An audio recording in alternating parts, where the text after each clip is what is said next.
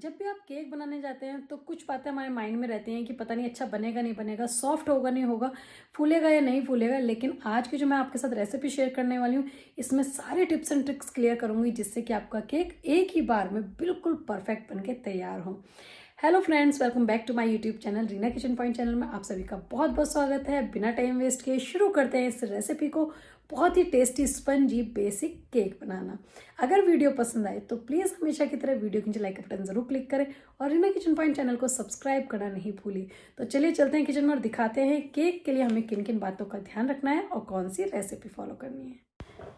आज मैं आपको केक के बिल्कुल बेसिक पॉइंट बताऊंगी जिससे कि केक बहुत ही फ्लफ़ी, बहुत ही टेस्टी और बहुत सॉफ्ट बनके तैयार होता है। क्योंकि क्रिसमस आ चुका है और जैसे ही क्रिसमस आता है तो हम सबको केक की याद आती है। लेकिन केक बनाने में स्टार्टिंग करनी चाहिए उसके बेस से, यानी कि जो केक का बेस होता है, डेकोरेशन वगैरह सब बाद की बात है, लेकिन बेस बहुत ही सॉफ्ट स्पंजी एकदम परफेक्ट बनना चाहिए। जितना टेस्टी बेस बनेगा उतना ही टेस्टी आपको केक लगेगा पूरे डेकोरेट होने के बाद। तो पहला केक आपके साथ शेयर करते हैं बेसिक, जो कि केक का बेस है और बहुत ही टेस्टी, बहुत ही ईजीली, और ये बनेगा वेनिला केक। तो शुरू करते हैं बिना टाइम वेस्ट किए। सबसे पहले हम गैस में रख देंगे पैन और इसमें मैं डाल दूंगी आधा कप मिल्क, दूध। और गैस क्योंकि ऑन है, हल्की गर्म है, तो हमने तुरंत ही बंद कर दी है फ्लेम दूध को ऐड करने के बाद। और इसमें हमने लगभग 3 चम्मच मैंने रिफाइंड ऑयल ऐड करा है और 80 ग्राम इसमें हमने ऐड करा है बटर। अब बटर को अच्छे से मेल्ट कर देंगे क्योंकि जितना भी पैन गर्म है, दूध गर्म है, उसमें ही बटर मेल्ट हो जाएगा। यानी कि हमें गैस को ज़्यादा देर तक ऑन नहीं रखना है। दूध डालने के बाद आप गैस को बंद कर दीजिए। अब ये बटर भी अच्छे से मेल्ट हो गया है और यहाँ पे इसे ठंडा होने के लिए रख देंगे। और दूसरी तरफ हमने यहाँ पे लिए हैं 5 एग, यानी कि 5 अंडे, और इन्हें अच्छे से क्रैक करके येलो पार्ट और वाइट पार्ट जो है उन्हें सेपरेट करेंगे। तो उन्हें आप चाहे एक प्लेट में सबको क्रैक कर लीजिए और उसके बाद आप एक एक जो येलो पार्ट है उसे चम्मच से निकाल सकते हैं, अलग कर सकते हैं। तो मेनली ये है कि जब केक बनाते हैं ना, तो येलो पार्ट को थोड़ा अलग करके बाद में यूज़ करते हैं और वाइट पार्ट को अलग करते हैं। उससे केक का जो सॉफ्टनेस है वो बनी रहती है। तो यहाँ पे हम जो येलो पार्ट है इसमें से एग वाइट हटा देंगे और येलो पार्ट को अलग एक बाउल में निकाल लेते हैं। तो आप भी इसी तरीके से सभी येलो पार्ट को अलग निकाल लीजिए और उसके बाद हम आप नेक्स्ट आगे बताएंगे कि येलो पार्ट को कब यूज़ करना है रेसिपी में। तो फिलहाल यहाँ पे जितने भी येलो पार्ट हैं वो हमने इसमें से बाहर निकाल लिए हैं और जो वाइट पार्ट है वो मैं फ़िलहाल प्लेट में ही इसी तरीके से छोड़ दूँगी। तो येलो पार्ट को रख देते हैं हम साइड में और वाइट पार्ट को एक दूसरा बाउल लेते हैं और यहाँ पे इसमें हम ट्रांसफ़र करेंगे जो दूध हमने इसमें गर्म करके उसमें बटर वगैरह मेल्ट करा था।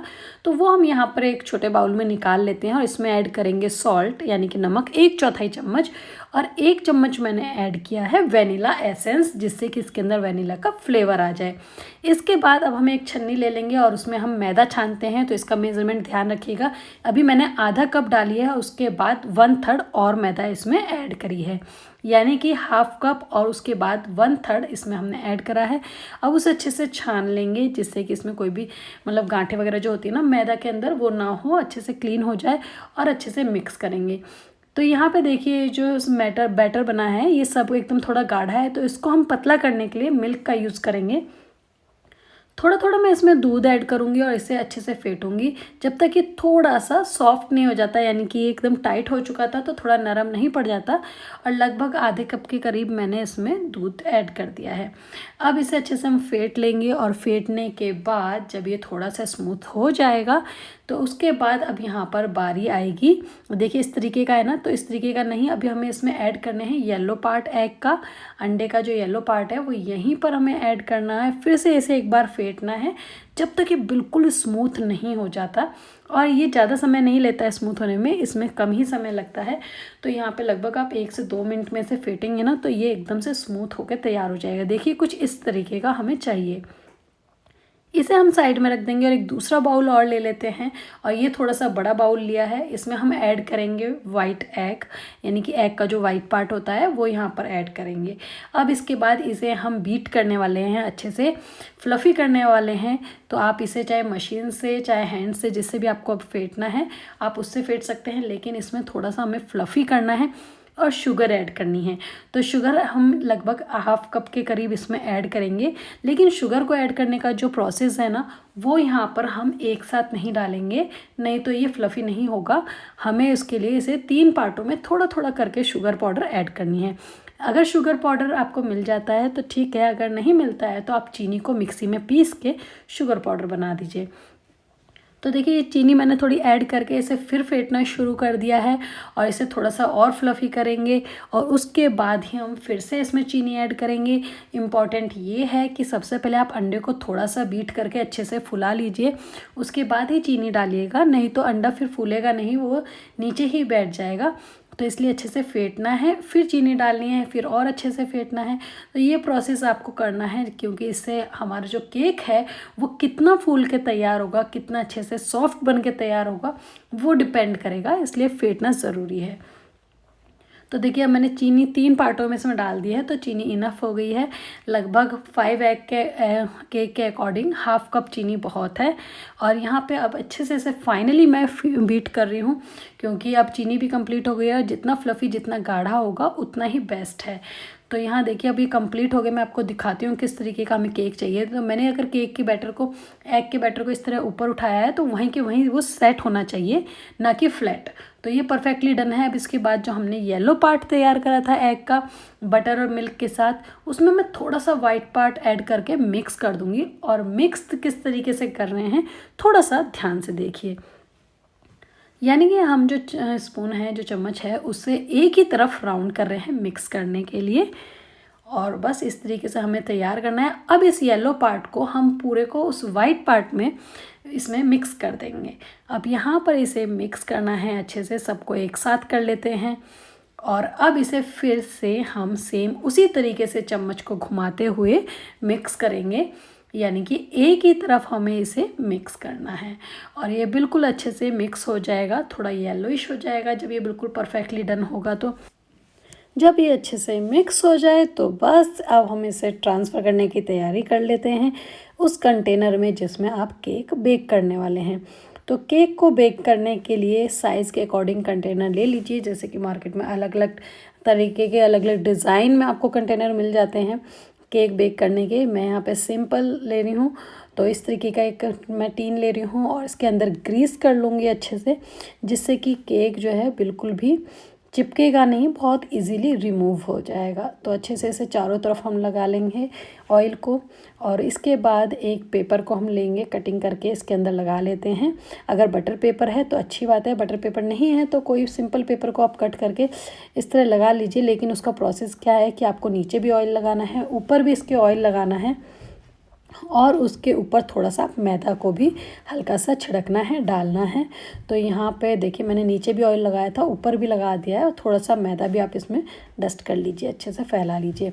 अब इसके बाद जो हमने बैटर तैयार करा था केक का, वो बैटर इसके अंदर ऐड कर देते हैं, डाल देते हैं।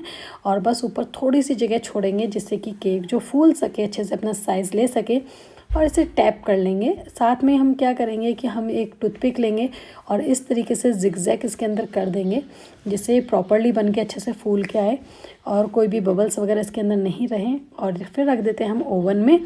तो ओवन का जो है एक इम्पॉर्टेंट चीज़ मैं आपको बताऊँगी, जब ओवन में आप केक रखते हैं OTG में, तो उसके लिए आपको टेम्परेचर सब कुछ अच्छे से सेट करना होता है। तो मैंने यहाँ पे 150 टेम्परेचर रखा है, और इसके बाद इसमें टाइमिंग दी है मैंने 50 मिनट की टाइमिंग दी है यहाँ पे। और अब इसे 50 मिनट के लिए जब आप छोड़ देंगे तो स्टार्टिंग में हल्का हल्का से फूलना शुरू होगा, जैसे कि आपको अभी दिखाई दे रहा है। केक बिल्कुल परफेक्टली फूल रहा है, और उसके बाद धीरे धीरे केक ना कलर चेंज करना शुरू करेगा। तो जैसे आपको कलर चेंज होता हुआ दिखाई दे, इसमें बबल्स भी आपको दिखाई दे रहे हैं, फूल रहे हैं, यानी कि वो अंदर से पक रहा है। तो इसका मतलब केक हमारा बिल्कुल परफेक्टली धीरे धीरे रेडी हो रहा है। क्योंकि बेक करते वक्त ध्यान आपको केक के ऊपर रखना चाहिए बाहर से, जिससे कि आपको पता चले कि केक सही कंडीशन में आगे बढ़ रहा है या फिर फ्लैट हो गया है। और देखिए जो कलर है ना केक का, वो थोड़ा सा ब्राउनिश, हल्का सा रेडिश होना शुरू हो गया है, यानी कि परफेक्टली केक हमारा बन रहा है। तो केक बनने की कुछ छोटी छोटी बातें होती हैं जो आपको बहुत ध्यान रखनी होती हैं। पहली चीज़ कि आप उसके जो सामान यूज़ कर रहे हैं केक के लिए, मैदा, बटर वगैरह, सबका मेज़रमेंट परफेक्ट होना चाहिए। दूसरी चीज़ आपको ओटीजी की यानी कि आपके माइक्रोवेव की ओटीजी की आपको नॉलेज होनी चाहिए, कितने टेम्परेचर पे आपको चलाना है, किस तरीके से चलाना है। और अगर आप कहें ओटीजी तो मैं कहूँगी कि ओटीजी में जब भी आप केक बेक करते हैं ना तो नीचे वाली रॉड को ऑन रखिए, ऊपर वाली को नहीं, तो वो बिल्कुल परफेक्ट बनता है। अब यहाँ पे केक मेरा बिल्कुल डन है, अच्छे से बन चुका है। और देखिए अपने आप जब टाइमिंग कंप्लीट हो जाएगी तो इसमें लाइट ऑफ हो जाएगी, यानी कि केक डन हो गया है। तो अब केक बन चुका है, मैंने केक को उसी में छोड़ दिया था थोड़ी देर के लिए, ठंडा होने के बाद निकाल लिया। तो यहाँ पे अब एक टूथपिक लेके उसमें डिप करेंगे और पता चल जाएगा हमें, अगर वो बिल्कुल क्लीन निकल रही है तो केक यानी कि बिल्कुल परफेक्ट बना है। अब इसके बाद केक की जो कॉर्नर्स हैं, जो साइड्स हैं, उन्हें हम नाइफ़ से, चाकू से अच्छे से घुमाते हुए अलग कर लेंगे। और एक फिर प्लेट लेते हैं, प्लेट के ऊपर इस तरह हम प्लेट को रख देंगे केक के ऊपर और उल्टा कर लेते हैं। अब इसे थोड़ा टैप कर लेते हैं जिससे कि जो केक ना ईज़िली निकल जाए, क्योंकि केक में हमने बटर पेपर वगैरह लगाया था तो उससे वो बहुत इजीली निकल जाता है। और देखिए बिल्कुल परफेक्ट जैसा हमें केक चाहिए वैसा ही बन के तैयार होता है, बहुत ही टेस्टी, स्पंजी, सॉफ्ट। तो देखिए बिल्कुल अच्छे से पक चुका है और जो साइड्स हैं अच्छे से ब्राउन हैं और सॉफ्टनेस आप देख सकते हैं कितना सॉफ्ट और बिल्कुल परफेक्ट बन के तैयार हुआ है केक। और इसके साथ मैं आपको इसकी कटिंग करके भी दिखा देती हूँ केक की, क्योंकि जो बेसिक केक की नॉलेज है वो होनी बहुत ज़रूरी है केक बनाने के लिए। तो ये बहुत ही सॉफ्ट, बहुत ही स्पंजी, बहुत ही टेस्टी वनीला केक का बेस तैयार हो गया है। और देखिए आप चाहें तो इस केक को ना सेम ही प्रोसेस से कढ़ाई वगैरह में भी बना सकते हैं, कुकर में भी बना सकते हैं, क्योंकि अगर माइक्रोवेव या ओटीजी आपके पास नहीं है तो आप कुकर कढ़ाई में भी नमक डाल के उसके ऊपर एक कोई भी स्टैंड रख के इस बैटर को आप रख दीजिए और बहुत ही परफेक्ट बनता है। पर उसमें भी टाइमिंग आपको लगभग 50-60 मिनट की ही देनी होगी और बिल्कुल परफेक्ट बनकर तैयार होगा। तो देखिए है ना बिल्कुल परफेक्ट, बहुत ही टेस्टी केक। तो प्लीज़ चैनल को सब्सक्राइब कीजिए, रीना किचन पॉइंट को